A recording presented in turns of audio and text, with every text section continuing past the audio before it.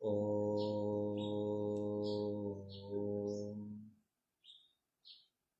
सहना भवतु सहनौ भुनक्तु सह वीर्यं करवावहै तेजस्विनावधीतमस्तु मा विद्विषावहै। ॐ शान्ति शान्ति शान्तिः।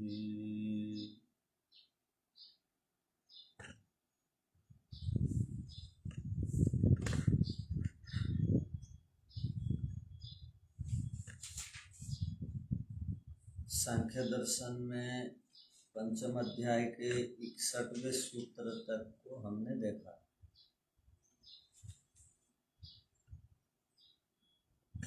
61वें सूत्र का अभिप्राय था कि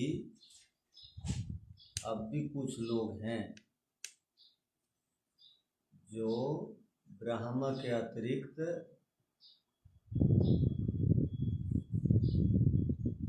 जगत और जीवात्मा की पृथक सत्ता को नहीं मानते। वो क्या कहते हैं? उनका कहना है कि जीवात्मा ईश्वर का अंश है और जगत ईश्वर से बना है। अब जो जिससे बनता है वह उसी का रूप है।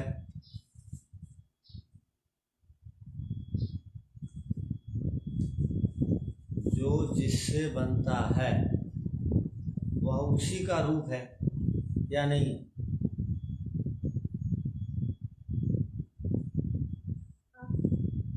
जैसे पृथ्वी जल अग्नि वायु आकाश से शरीर बना, तो शरीर और पृथ्वी जल अग्नि वायु आकाश अलग अलग हैं या एक ही हैं?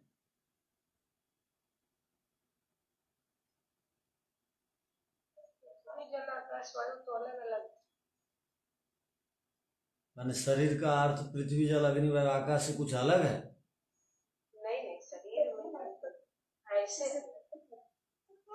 वही तो पूछ रहे हैं।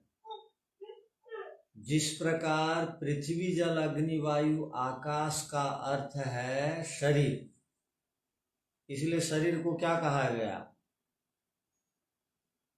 पांच भूतों वाला कहा गया। पंचभूत समन्वित शरीर है। तो जिस प्रकार पांच भूत का ही एक रूप शरीर है, वैसे ही संसार का अर्थ है ईश्वर से बना है। इसलिए संसार कहो ईश्वर कहो एक ही बात है। ध्यान रखना, पांच भूत कहो शरीर कहो एक ही बात है, अलग कुछ नहीं है। जीवात्मा को शरीर से हटा दो, अब उसको जलाओ तो जेल जाना नहीं पड़ेगा। यदि शरीर में जीवात्मा है, किसी को पकड़ के जला देंगे तो जेल जाना पड़ेगा। हाँ, मारने का पाप लगेगा। तो जीवन यदि किसी का नहीं दे सकते हैं तो किसी को मारना नहीं चाहिए। ये तो हो गई बात। किंतु जैसे ही जीवात्मा शरीर से निकला वैसे ही वो मिट्टी हो गया। उसको मिट्टी तो बोलते हैं। तो यहाँ कहा गया, नवीन वेदांतियों का कहना है कि ईश्वर ईश्वर ही सब कुछ है। उनसे पूछा गया, भाई आप ईश्वर ईश्वर ब्रह्म ब्रह्म कह रहे हो, क्यों? तो उनका कहना है कि आत्मा तो रहा ईश्वर का अंश, टुकड़ा, और ये जो संसार है ये है ईश्वर से बना हुआ। तो जो भी किसी का खंड होता है तो वो मूल का ही माना जाएगा। और जो जिससे बना है उसी का स्वरूप माना जाएगा। इसका अर्थ हो गया तीन तत्व अलग अलग नहीं है, एक ही हैं, ब्रह्म ही हैं। आप भी तो इसी को मानते हो या इससे अलग कुछ? ऐसा नहीं मानते, अलग अलग मानते हैं। अच्छा, तो ऐसे कोई कह करके आपको फंसा नहीं देगा तो ठीक है। तो कहीं परास्त मत हो जाना ऐसा बोलने वालों के आगे। तो यहाँ कहा गया कि ब्रह्म का अपना अस्तित्व अलग है और जीवात्मा का अलग है, प्रकृति का अलग है। ये तो हम उस मंत्र के माध्यम से देखे, द्वासुपर्णा सयुजा सखाया। तो पीछे का सूत्र का अर्थ हो गया था, पीछे का सूत्र का अर्थ बना कि आत्मा दो, आत्माएं दो हैं, अद्वैत नहीं है। अद्वैत नहीं है, आत्मा दो हैं, एक ब्रह्मात्मा और एक जीवात्मा, दोनों की अलग अलग सत्ता है। उदाहरण देकर के बताया, लिंग से पहचाने जाने से, अर्थात लक्षणों से भेद प्रतीत होने से। दोनों का लक्षण भी अलग अलग है, एक भोगने वाला है और एक दृष्टा, क्या, देखने वाला। देखने वाला। जीवात्मा को भी दृष्टा कहा जाता है। अभोक्ता, हाँ? एक भोक्ता, एक अभोक्ता। अभोक्ता है वो परमात्मा और जो भोक्ता है वो जीवात्मा। और प्रकृति, प्रकृति वो वृक्ष है जिससे हाँ, भोग्य भोग्य, जी। ठीक है। तो दोनों में भेद तो कथन कर दिया गया था कल के सूत्र में। अब आज ब्रह्म से प्रकृति भी भिन्न है, इससे संबंधित कथन करके एक प्रमाण के रूप में सूत्र का यहाँ पर माने वर्णन है। ब्रह्म से जीव पृथक है, इससे संबंधित न अद्वैतमात्मनो लिंगा तद्भेद प्रतीते, इससे स्पष्ट हो गया। प्रकृति भी ब्रह्म से अलग है, इससे संबंधित अब सूत्र को हम देख रहे हैं। 62वां नंबर सूत्र देखिए। तो पीछे के सूत्र से क्या हुआ, परमात्मा और जीवात्मा में परस्पर भेद है, दोनों का लक्षण अलग अलग होने से। एक भोगने वाला है, एक कर्म फल देने वाला है, देखने वाला है, ये कह दिया।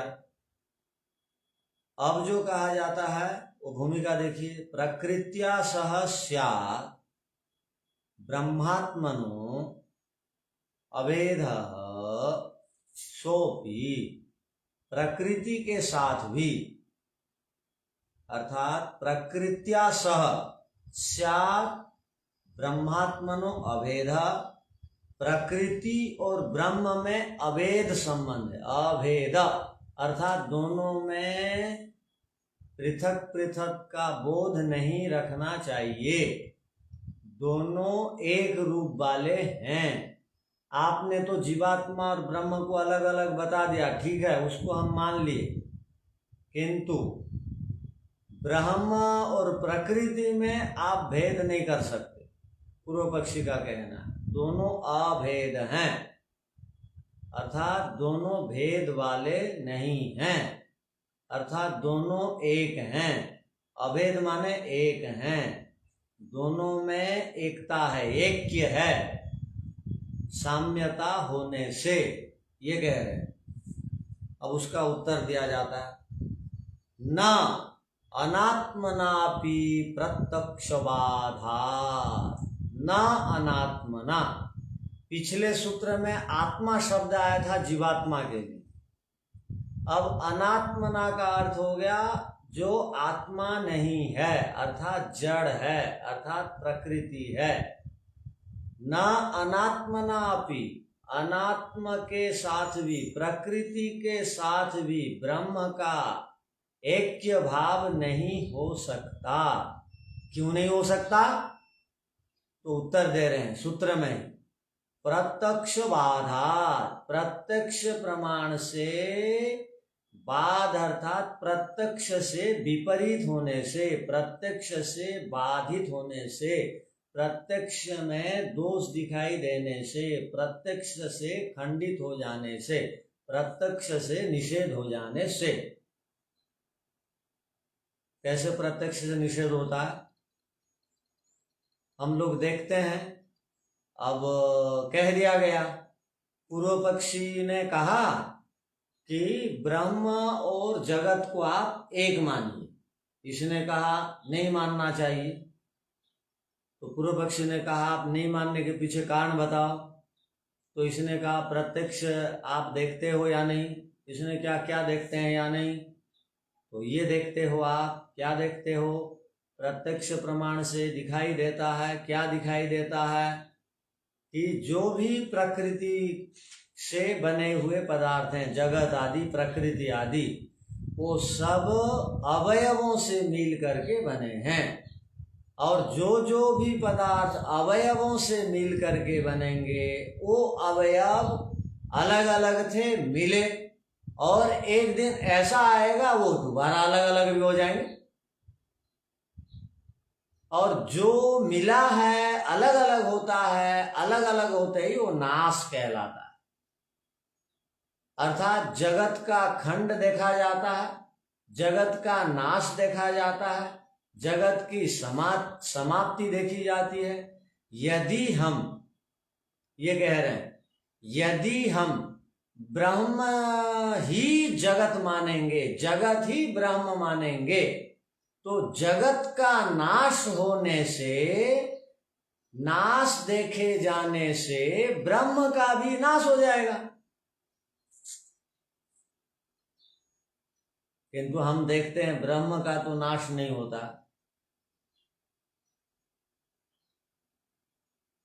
क्या आप कभी विचार करते हैं ब्रह्म एक जगह नहीं है बोल करके? और ब्रह्म सब जगह है बोल के क्या पहचान आपके पास? ईश्वर हर जगह है, क्या पहचान? हमारी आत्मा में हम जो भी कर्म करते हैं, शुभ कर्म करेंगे तो प्रसन्नता और प्रेरणा मिलती है, उत्साह मिलता है ईश्वर की ओर से। और अगर गलत काम करते हैं तो भय, लज्जा ये उत्पन्न होता है, ये ईश्वर की ओर से। वो तो शरीर के अंदर की बात हो गई, शरीर में ईश्वर है। बाहर दृष्टि में जब देखते हैं तो हर जब मन बल वृक्ष है तो सबने ईश्वर नजर आते हैं, ईश्वर ने बनाया। एक संपन्न बनते हैं सबको, मनुष्य के शरीर वगैरह और सब समान दिखते हैं तो कोई बनाने वाला एक ही है, वह ईश्वर, वह ईश्वर है। और ये सब तरह परमात्मा है, उनकी कला दिखती है एक समान। जो शरीर में प्रत्यक्ष हो रहा है वही तो ब्रह्मांड में है। पंचभूतों से जब बना है तो शरीर भी पंचभूतों से बना है। ब्रह्मांड बस ऐसा ही उत्तर देंगे आप। आचार्य जी, और ऐसे भी लगता है कि जब हम शरीर में जो खाना खाते हैं तो खाना खाना सिर्फ हमारे हाथ में है, देखिए वो बराबर से डाइजेस्ट करना, और हम जब सोते हैं तो हार्ट बीट रहते हैं, हमारा रेस्पिरेशन शुरू रहता है, हमारा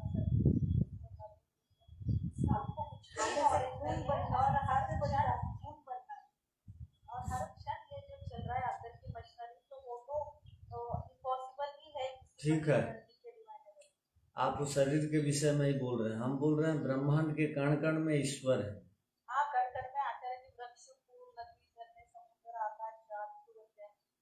अगर हम कहीं भी देखते हैं तो वहाँ चलो, आपको नजर आती है कृति तो बढ़िया। तो जहां भी क्रियाएं होती हैं उन क्रियाओं को करने वाला कोई कर्ता होना चाहिए। जहां भी नियम है उन नियमों को बनाने वाला भी कोई होना चाहिए। आप कहीं पर भी जाएंगे तो क्रियाएं हैं, और बहुत सारी क्रियाएं हैं जिनको मनुष्य नहीं कर सकता, नहीं करता है। तो क्रियाएं हो रही हैं, तो क्रिया जहां भी है वहां कर्ता जरूर होगा। पढ़ने की क्रिया हो रही है तो कोई पढ़ने वाला भी होगा। हवा चलने की क्रिया हो रही है, पानी बहने की क्रिया हो रही है, सूर्य किरण देने की क्रियाओं को कर रहा है। तो ये सब क्रियाओं को देख करके इनका कोई करता है, क्योंकि मनुष्य तो नहीं कर सकता। जब मनुष्य नहीं थे तब से इन लोग हैं। तो इसका अर्थ है कर्ता कोई है, वो कर्ता नियामक एक ईश्वर है जो सर्वत्र है और हर जगह एक प्रकार की व्यवस्थाओं को हम देखते हैं। इससे हम इस निर्णय पर पहुंचते हैं कि क्रियाओं को देख करके कि कर्ता एक है। तो यहां पर कहा गया जड़ में भी क्रिया है, और जड़ बनते बिगड़ते रहते हैं, और जब जड़ में क्रिया नहीं थी तब भी ईश्वर एक थे। तो इन सब प्रमाणों से ये सिद्ध होता है कि ईश्वर अलग हैं और वो जड़ों में क्रिया देने वाले ईश्वर अलग हैं और जड़ पदार्थ अलग हैं, दोनों एक नहीं। अब भाष्य देखिए, अनात्मना अपीन अनात्मना, अनात्मना का अर्थ को खोला जा रहा है। अनात्मना अर्थात जड़ेन, जड़ के द्वारा, प्रकृति आक्षेन, प्रकृति के द्वारा, प्रधानेन, प्रधान के द्वारा, सब में तृतीया विभक्ति, प्रकृति को प्रधान भी बोलते हैं। सह अपि न अद्वैतम अपार्थक्यम, अपार्थक्यम ऐक्यम न, एक नहीं है, दोनों पृथक पृथक हैं और दोनों अद्वैत नहीं हैं, अर्थात दोनों अलग अलग हैं, दोनों एक नहीं है। दोनों में पार्थक्यता है, अपार्थक्यता नहीं है। दोनों में ऐक्यता नहीं है। वो न शब्द को तीनों शब्द के साथ जोड़िए, न ऐक्यम, न अपार्थक्यम, न अद्वैतम, वो दोनों अद्वैत नहीं है, अर्थात दो मिला करके द्वैत हैं, दो हैं। यतः क्यों? प्रत्यक्ष बाधा, प्रत्यक्षम ही दृश्यते, प्रत्यक्ष देखा जाता है। क्या देखा जाता है? प्रकृति परिणामों, प्रकृति परिणाम वाली है, अर्थात बदलती है प्रकृति, परिणाम माने परिवर्तनशीला है। जगन नश्यमानम, और जगत जो है नश्यमान अर्थात नष्ट होने वाला है। अब जगत नष्ट हो रहा है का अर्थ आप क्या लेंगे? एक साथ जगत नष्ट नहीं होगा,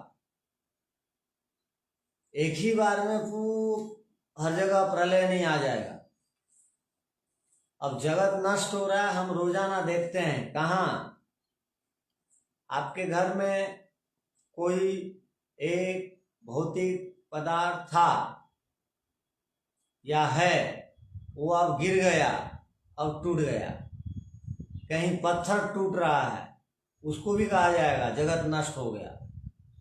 और कहीं शरीर टूट रहा है, कहीं वृक्ष खंड विखंड हो रहे हैं, कहीं की मिट्टी उठा करके और कहीं ले जा रहे हैं, और कहीं का पानी उठा करके और कहीं ले गए, तो पानी का टुकड़ा हो गया, पत्थर का टुकड़ा हो गया। जिसका भी टुकड़ा होता है, खंड होता है, वो नष्ट होता है, और जिसका टुकड़ा नहीं होता है वो नष्ट नहीं होता।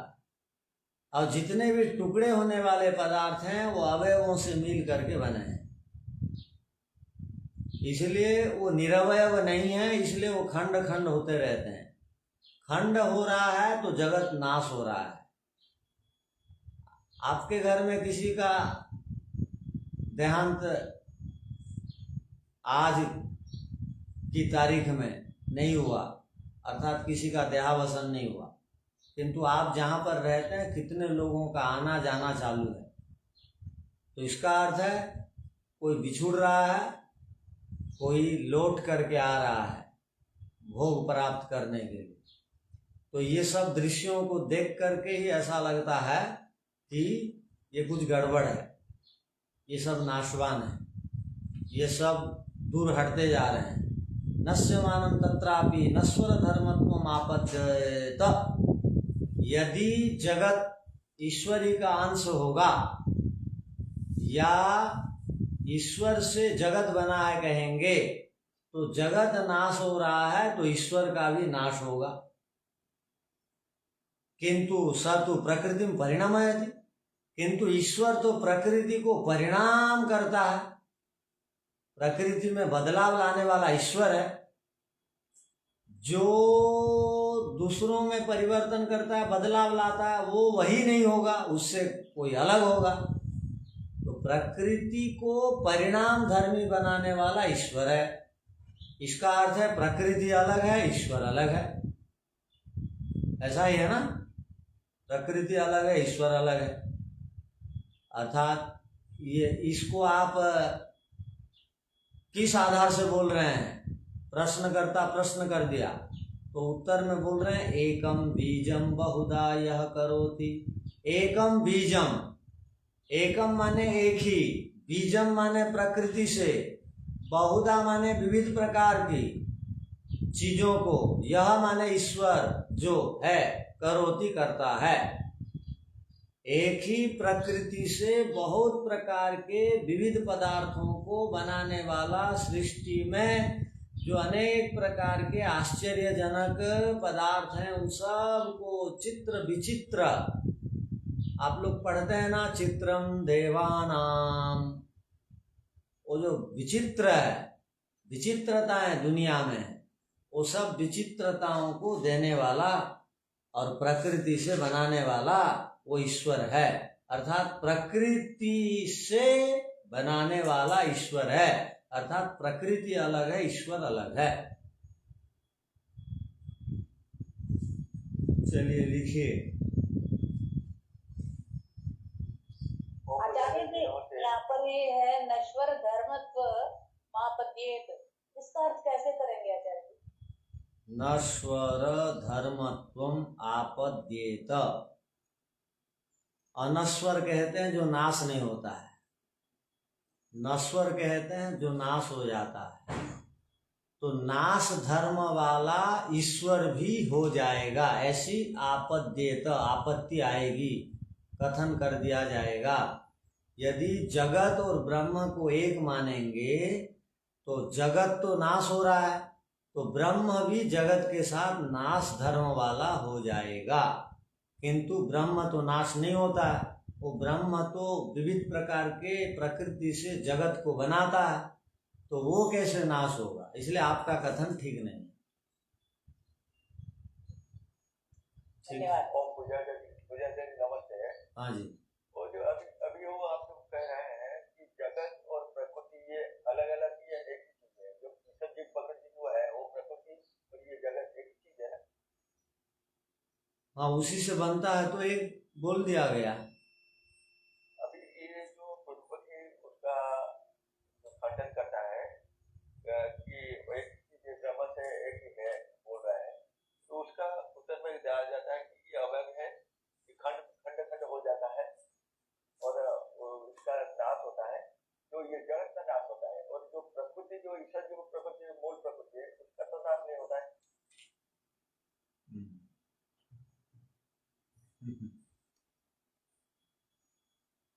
मूल प्रकृति का नाश नहीं होता है, ठीक है, वो तो अनादि है।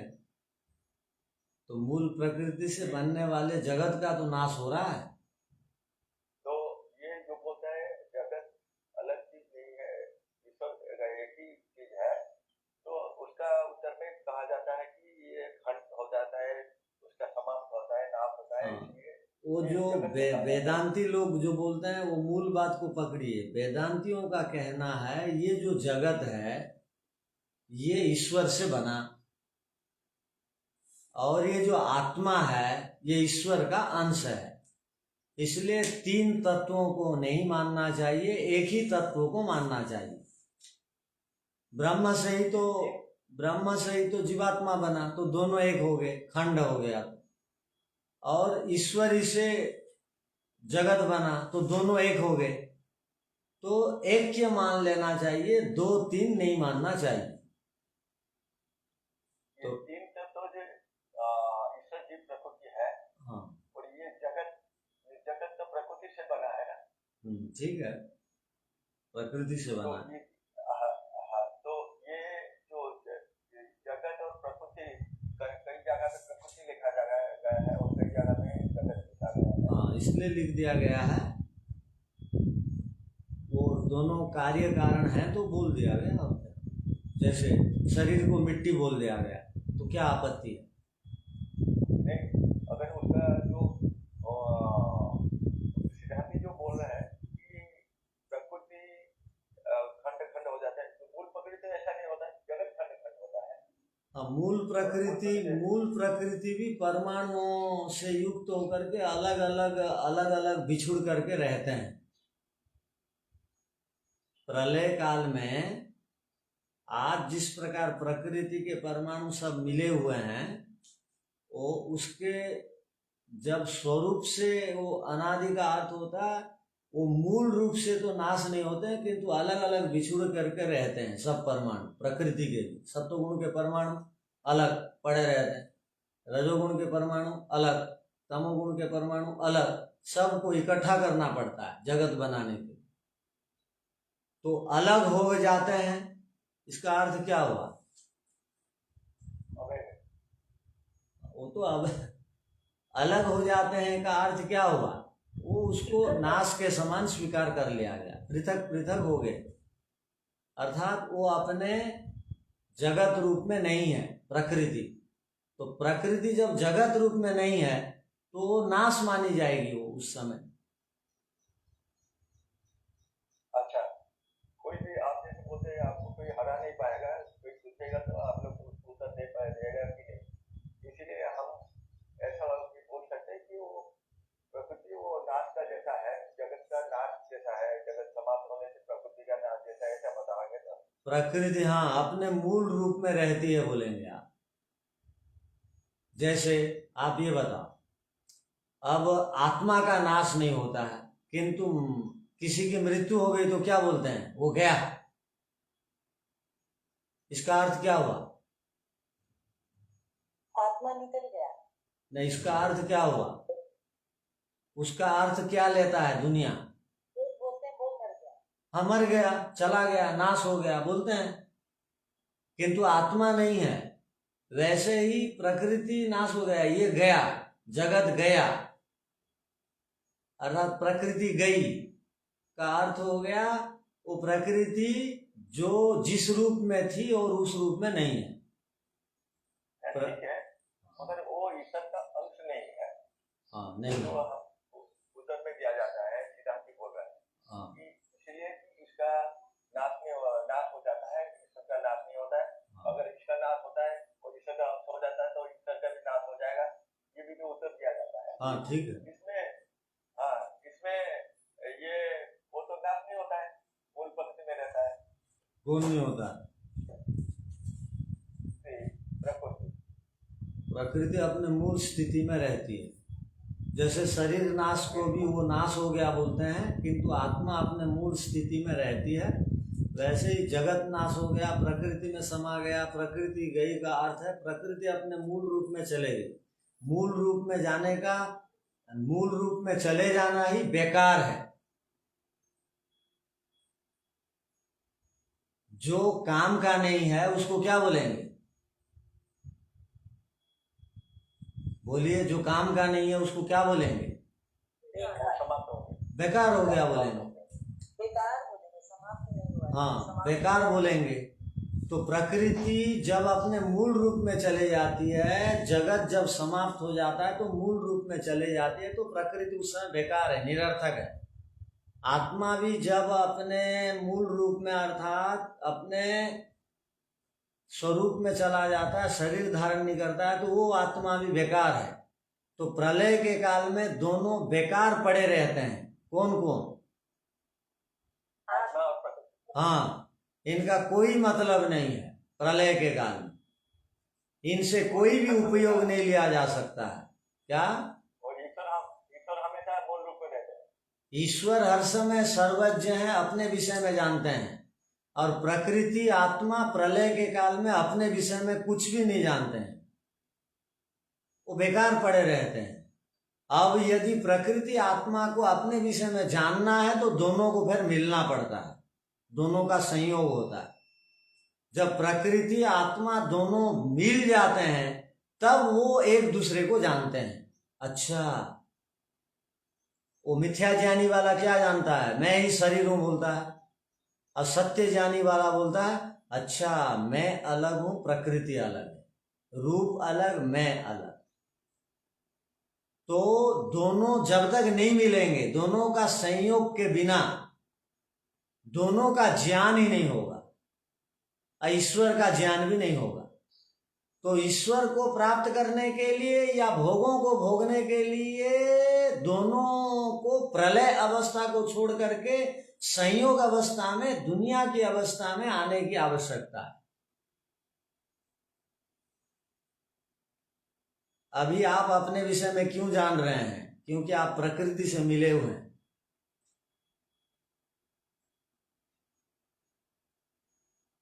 गलत भी जान रहे होते हैं, ठीक भी जान रहे होते हैं। विवेकी लोग ठीक जानते हैं मिलने के बाद, अविवेकी लोग गलत जानते हैं।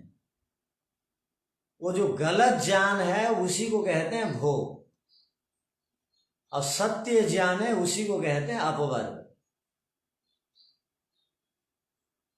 तो आज ही सुबह में ये प्रसंग आया था। भोग का अर्थ क्या है? नहीं, भोग का अर्थ क्या है? दृश्य पदार्थों को अपना स्वरूप मान लेना। माने भोजन सब कुछ, गाड़ी सब कुछ, धन सब कुछ, इन्हीं के पीछे चलते रहना, अपना स्वरूप को भूले रहना, यह है भोग। और इनका सदुपयोग करते हुए अपने रूप को जानते रहना, यह अपवर्ग। एक उदाहरण दिया गया, वो पीछे भी दिया गया था, आज भी सुबह दिए थे, कि गाड़ी में बैठने वाला गाड़ी को अपने से अलग मानता है कि एक मानता है? अलग। किंतु आप क्या मानते हो? घर को अपने से अलग मानते हो या एक मानते हो? कपड़े को अपने से अलग मानते हो या एक मानते हो? प्रतिष्ठा को अपने से अलग मानते हो या एक मानते हो? अलग मानते। तो अपवर्ग तो मिल गया, और क्या? और तो पढ़ने की आवश्यकता नहीं आपको।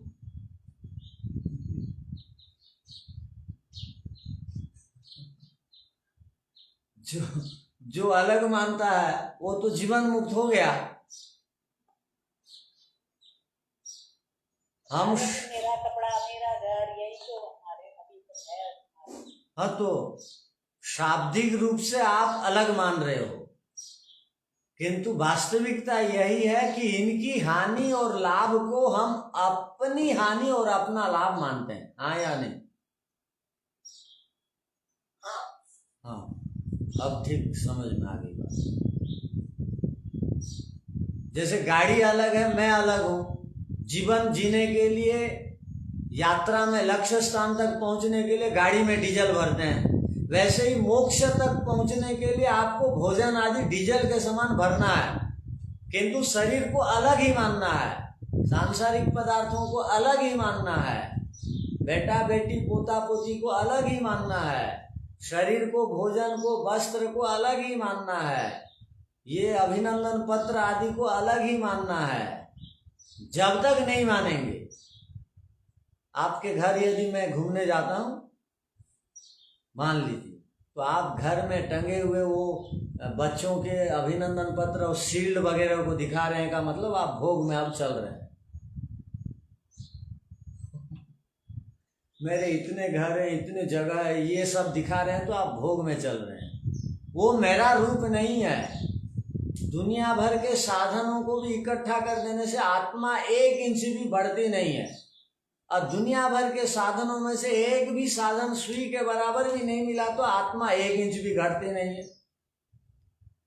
जब आत्मा घटती बढ़ती नहीं है तो ये सब दुनिया की चकाचौंध को मैं अपना रूप मानता हूं, उनके लाभ हानि को मैं अपना लाभ हानि मानता हूं, तो यहां गड़बड़ है। इसी को भोग कहते हैं।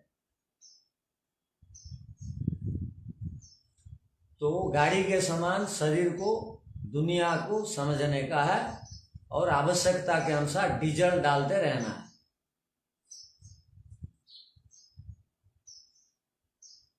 जैसे आप ये बताओ, लोग गाड़ी में डीजल मजबूरी से डालते हैं या खुशी खुशी डालते हैं, ये बताओ। चलो, मजबूरी में। हाँ, अब आपको बात पकड़ में आई। मजबूरी में डालता है व्यक्ति, खुशी खुशी नहीं डालता है। पैसा है, निकालो डालो, ऐसा नहीं। तो हमको भी दुनिया में सांसारिक पदार्थों को मजबूरी में भोग करना है। क्या करूं, मुक्ति को प्राप्त करना है, 3 समय सात्विक भोजन लेना पड़ता है, मजबूरी में खाना है, खुशी खुशी नहीं। वही मेरे स्वरूप नहीं है। तो जो मजबूरी में खाता पीता है वो तो अपवर्ग में चला जाएगा। जो मस्त, देखते ही कहना ही क्या, वो बोलता है कल भी यही बनना चाहिए ना, तो झगड़ता है, तो वो अब भोग में चल रहा है। तो मजबूरी को समझिए आप। हमको सब मजबूरी में करना है मुक्ति के लिए। वो गाड़ी का उदाहरण को सर्वदा ध्यान रखिए तो बात समझ में आ जाएगी। आप म्यूट हो गए।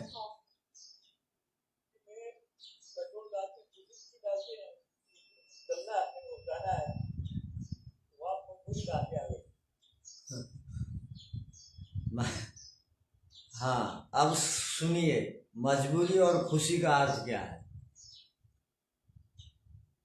पैसा है, डीजल गाड़ी में है, नहीं डालते हैं। कुछ दूरी के बाद ड्राइवर से पूछते हैं क्या डीजल की जरूरत है, बोलता है हाँ। तो आदमी क्या समझता है पता है, पैसे वाला भी क्या बोलता है, अच्छा कल भरे थे, इतना किलोमीटर, इतना डीजल कहाँ गया।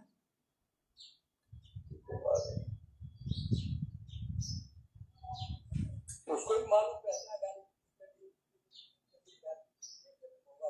हाँ, तो मालूम रहने पर भी कोई भी आदमी, पैसा वाला भी खुशी खुशी नहीं डालता है। गाड़ी है, चलो भाई जाना है तो डालो।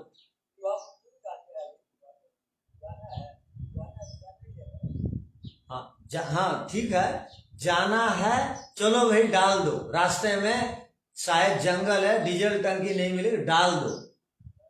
माने उस समय कोई भी हंसी खुशी से नहीं डालता है, ये कह रहे हैं।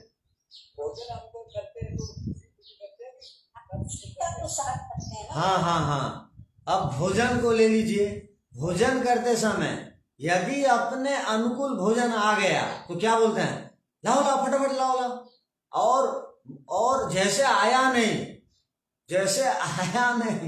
और चम्मच पकड़े खाना चालू नहीं करे अपने अनुकूल मिलते ही। वैसे इसी प्रकार की खुशी से कभी भी कोई डीजल नहीं भरता है। डीजल भरते समय ध्यान रखना, ये भावना रहती है हमको।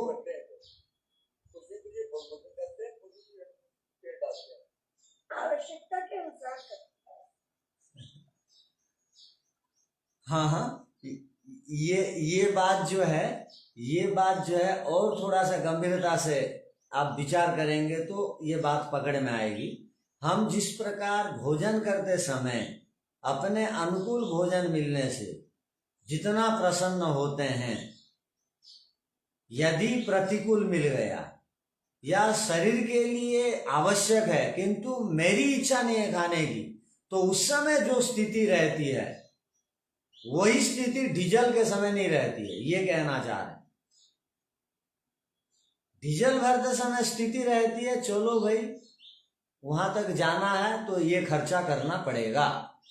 अब हमको क्या करना है भोजन के समय, चलो भाई शरीर को ठीक रखने के लिए आयुर्वेद ने, वेद ने जो कुछ भी कहा है उसी को खाएंगे, इसको कहते हैं। और क्या करें, आत्मा का तो आहार तो भोजन है नहीं, किंतु आत्मा को ईश्वर को प्राप्त करने के लिए शरीर को ठीक रखना जरूरी है। इसलिए आयुर्वेद ने जो भी कुछ कहा वो मेरी रुचि हो चाहे ना हो, इसको मुझे खाना है, वो मजबूरी है, मुझे खाना पड़ेगा यदि मुझे ठीक रखना है तो शरीर को। तो मजबूरी से भोजन करना है, मजबूरी से जैसा डीजल डालते हैं वैसे। तो कहने का अभिप्राय कि हम जब राग रखने लगेंगे तो 2-4 पदार्थों से द्वेष हो जाएगा, यदि राग रखेंगे तो किन्हीं पदार्थों में खुशी होगी देख करके, और किन्हीं पदार्थों को देख करके दुख भी लगेगा। और यदि राग रखेंगे तो सकाम कर्म भी होगा जिसको धर्म कहते हैं, और अधर्म भी होगा जिससे राग नहीं है उसके प्रति अन्याय भी करेंगे। तो संसार का अर्थ होता है, ध्यान रखिए, संसार का अर्थ होता है राग द्वेष, धर्म अधर्म, सुख दुख, ये 6 अरों वाला संसार है। और जो ये 6 से ऊपर उठ गया वो अपवर्ग का पथिक है, वो अपने स्वरूप को पहचानने के लिए प्रयत्न कर रहा है, माना जाएगा। तो इसका क्या अर्थ लिख लिए क्या? नहीं, अच्छा चलिए अब लिख लीजिए।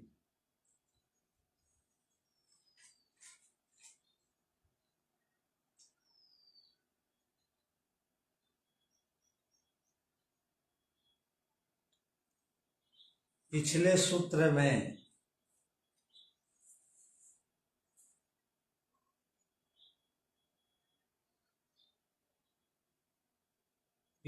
सूत्र में आत्मा और परमात्मा का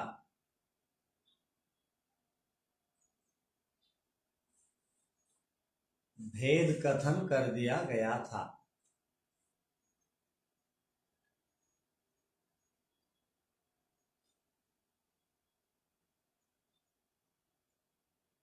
अब पूर्व पक्षी कह रहा है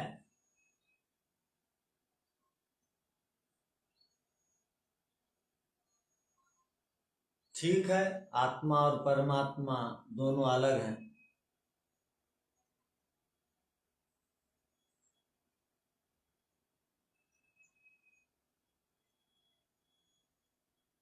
किंतु प्रकृति और ईश्वर दोनों अलग नहीं,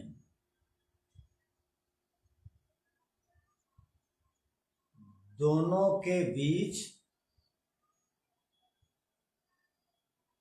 अभेद संबंध है, अभेद है, दोनों के बीच अभेद है।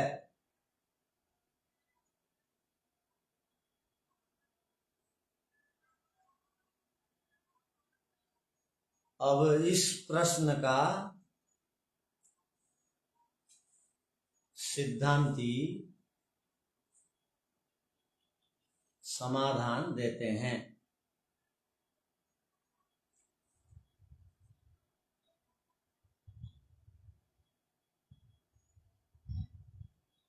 इस सूत्र में अनात्म शब्द आया,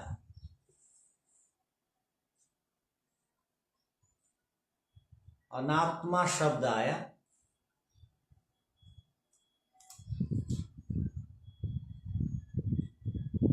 यहां अनात्मा का अर्थ प्रकृति है।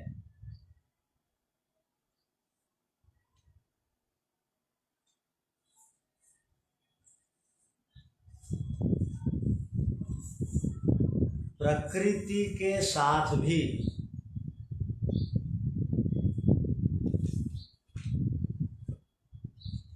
ब्रह्म का एकत्व नहीं है।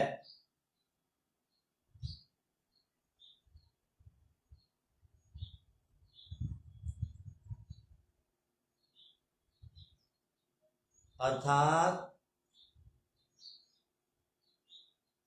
जीवात्माओं से भिन्न प्रकृति है,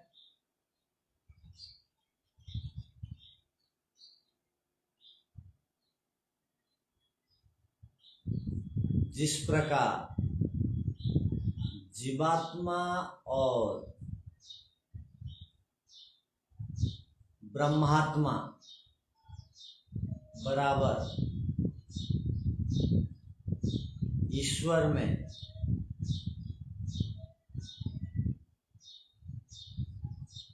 ऐक्य भाव नहीं है, अर्थात एक रूपता नहीं है।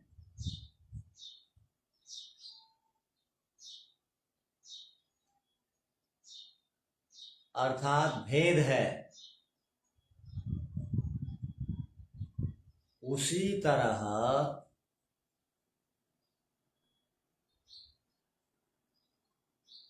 प्रकृति और ब्रह्म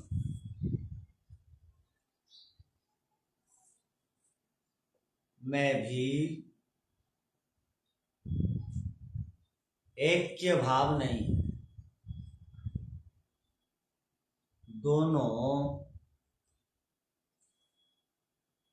अलग अलग हैं।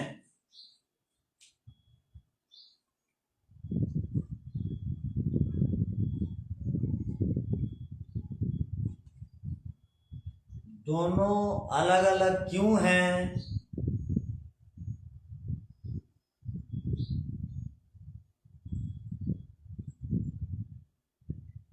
अर्थात दोनों की सत्ता पृथक है।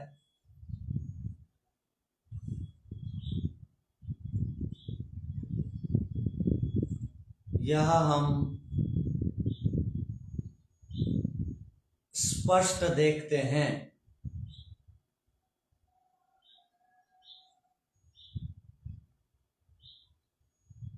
अर्थात दोनों अद्वैत नहीं हैं,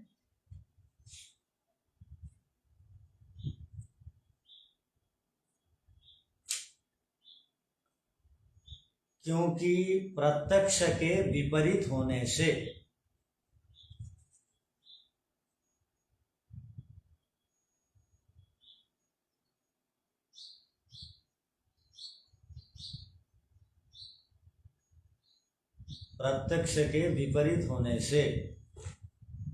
अर्थात हम प्रत्यक्षतया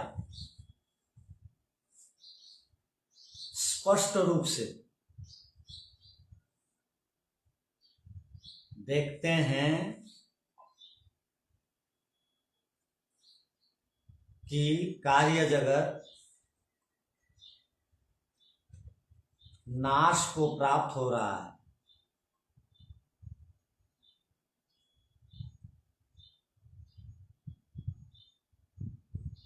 कार्य जगत में परिवर्तन होते रहता है।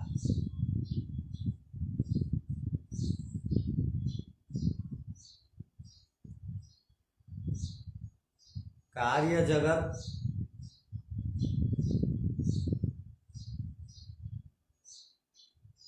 खंड खंड स्वभाव वाला है।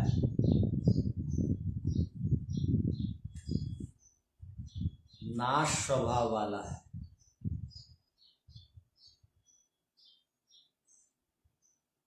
यदि जगत और ब्रह्म को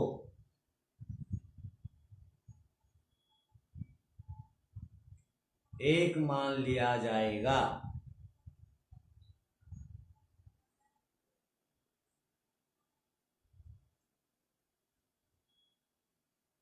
तो जगत के समान भी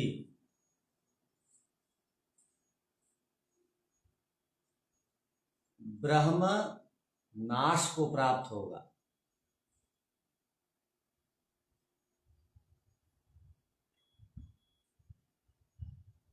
खंड खंड हो जाएगा।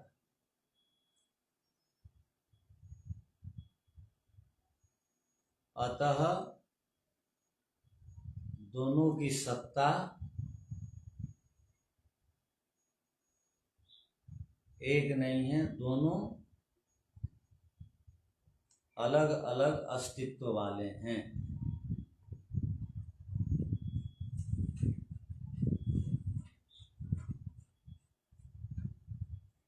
ठीक है। ओ